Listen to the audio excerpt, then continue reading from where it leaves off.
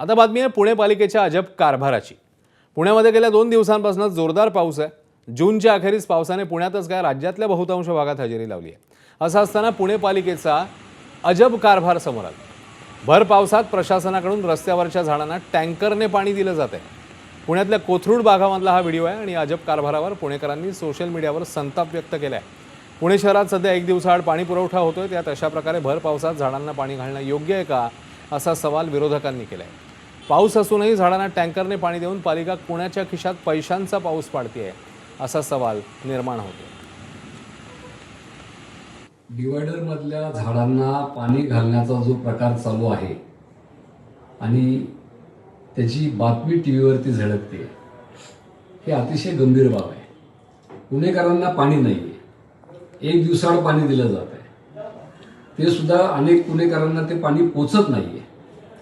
अशा वेळेस भर पावसामध्ये टँकरनी डिवायडर मधल्या झाडांना पाणी घालणं जे चालू आहे ते अतिशय निषेधार्ह बाब आहे।